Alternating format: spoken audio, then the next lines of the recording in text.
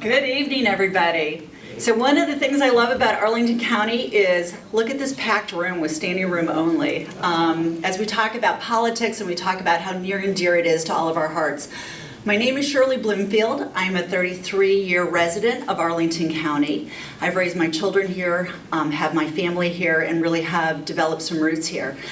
The reason I'm here tonight as well is I'm also the CEO of a trade association based in Ballston, Virginia. I have 150 employees.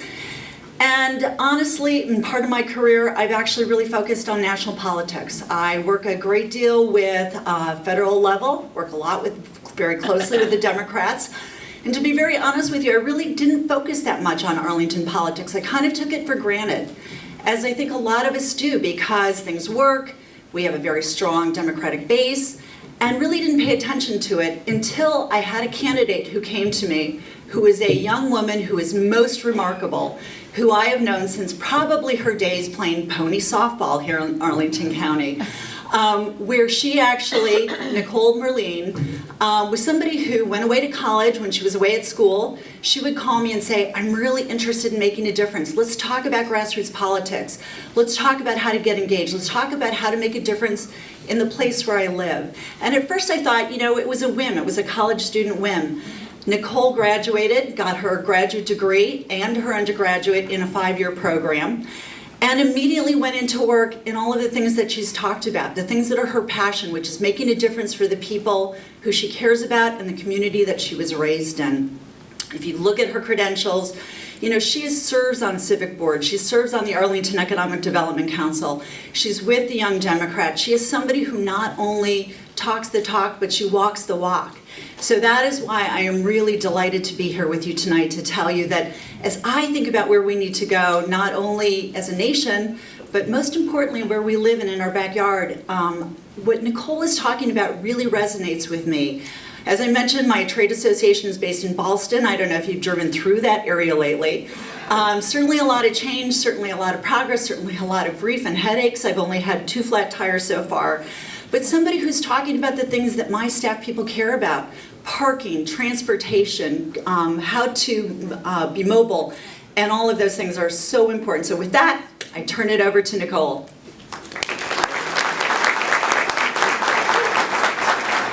All right, everyone. Good evening. I wonder if I can take this out. Awesome. I'm short, so I don't do well with podiums. So, hi. It's nice to see you all, and good evening. My name is Nicole Merline, and I'm so excited to tell you about my candidacy for State Senate in the 31st District.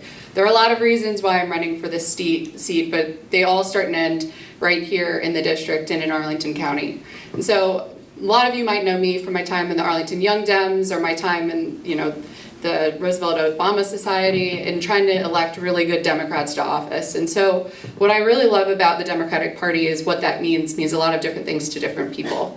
But when we go into this next legislative session, there are a couple of things that I just think are absolutely crucial to being a Democrat and making sure that we do well in the 2019 session. And that's passing the ERA, that's making sure we get fair redistricting reform that's independent, making sure that we have common sense gun reform efforts, criminal justice reform, LGBTQI rights, and making sure that we attack mental health and addiction use. So if you might know me from another part of my life in the civic world, whether that's the Economic Development Commission or as a renter's rights advocate, you know that a lot of, as Shirley had already mentioned, a lot of what's going on here is fine and it's doing well, but a lot of our really big issues, transportation, housing, environment, those are all housed in Richmond. And I think that there's a real need for next generation leadership on those issues.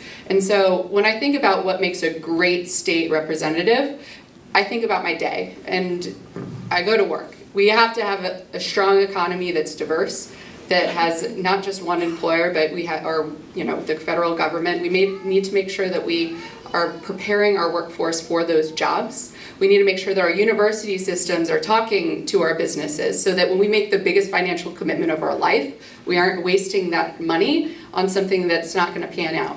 And then when you go home, you're riding in your car, or you're taking rideshare, or you're taking public transportation. That all looks different today than it did 10 years ago. And what I love about Arlington is how progressive and forward-thinking we've been in the past. And it's time to keep up with that. And so when you're talking about ride sharing. We haven't even attacked the fact that everyone's using Uber and Lyft as a policy issue. We need to communicate with those organizations and make sure that they work for us, whether it's making sure our localities are able to actually regulate scooters so that we're safe in our communities, or our public transportation system and not just shifting money away from our infrastructure building and putting it to maintenance for Metro. We need to commit to new funding for Metro. And then as far as when you come home, you need to have a home that's good for you. And you all are a very diverse crowd. You have different stages of your life. You're all different ages. You might be renting, you might be owning, you might be aging in place. And so making sure that we protect and provide housing for all types of people needs to be a focus. And for me, as I said, I'm a renters' rights advocate. And so the Tenant Landlord Act of 2017 really just scratched the surface of what needs to be done to protect renters' rights. That's 50% of our population in Arlington County.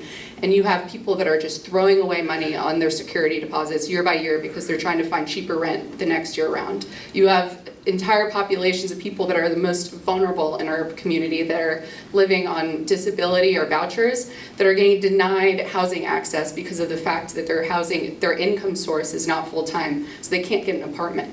That's wrong. And so we need to tackle all of those renters' rights issues. And then on a host of other issues that pertain to actually zoning, which is not as fun, so I'll move on. But then as far as, when you actually go to sleep at night, I think about our future. And our future starts and ends with our environment. And if we don't tackle the environmental issues that our world is facing right now, then all of those things that I just talked about fall to sleep and it's too late.